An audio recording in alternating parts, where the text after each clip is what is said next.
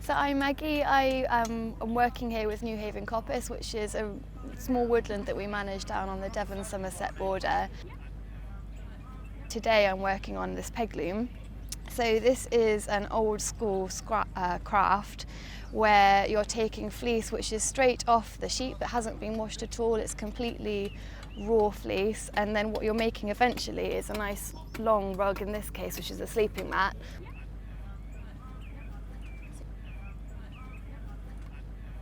So all of the fleece has come from sheep that I know, which is really lovely. And this one that Ethel's lying on, my little staffy here, is Mabel. So it's really nice to know when I'm weaving with this fleece that they've all come from sheep that I know. There's a whole basket here.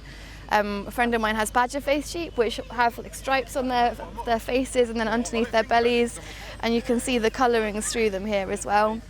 We live on a little small holding, so I never have to ask any other industrial big places with their sheep to offer me these fleeces. It's really nice just to know who I'm weaving with here each time.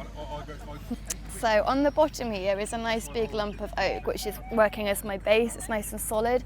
Doesn't need to be this big at all, but this is just the width of the widest rug that I've made.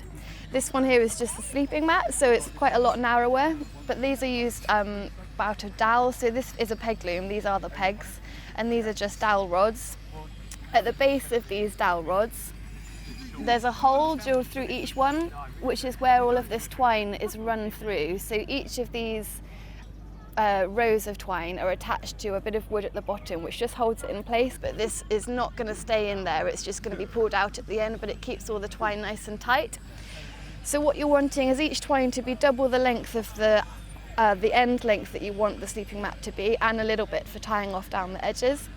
Once you set all of these up and made sure that each one is not tangled, which is quite a challenge when you've got such a length of twine here, and you're basically ready to go, which is just a matter of pulling out each of your little bits of fleece.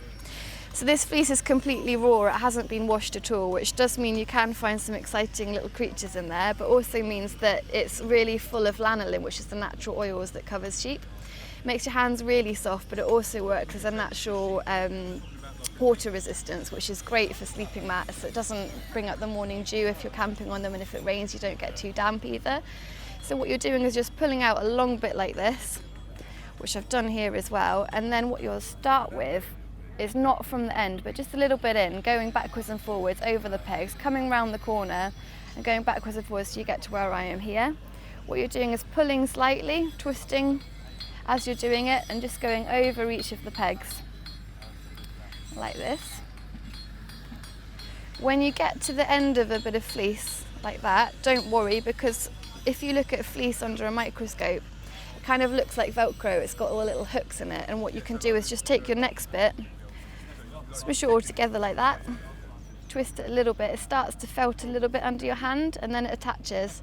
It doesn't have to attach all that well, because you can carry on twisting it, and that just attaches it again, and then you're ready with the next chunk to keep on twisting. What's nice about using different sheep colours as well is that you've got all the different stripes that pick up through the fleece on the mat. So you just carry on working. It's getting a little bit thin on this bit, so you can just add another little bit. You can bend that bit backwards and plump it up a little bit, but it actually doesn't really matter if it gets too thin, because by the time you've got all the layers going over it, you won't see how thin it is. So you're just going backwards and forwards over each of the pegs. You can see I've rounded off the ends of these dowel rods here, which just makes it a little bit easier when you're placing the fleece over the top.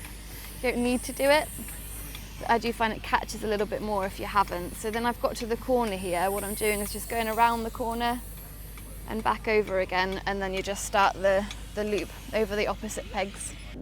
These would have probably been made by the women on the farms where people were living. They would have all had their own livestock, but we're talking about sort of Neolithic time, way before the Vikings invaded.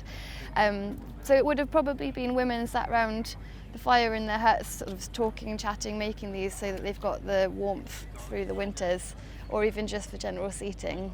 The sheep obviously would be sheared this time, in this sort of period in the spring, so that they're not getting too hot through the summer. I imagine they would have been doing similar sort of things then, because you have to shear your sheep. So this is a really nice byproduct really of having your livestock, which also adds nice comfort and warmth in the house as well. I would like to think it was also the men as well that did this, and all sat together, but who knows.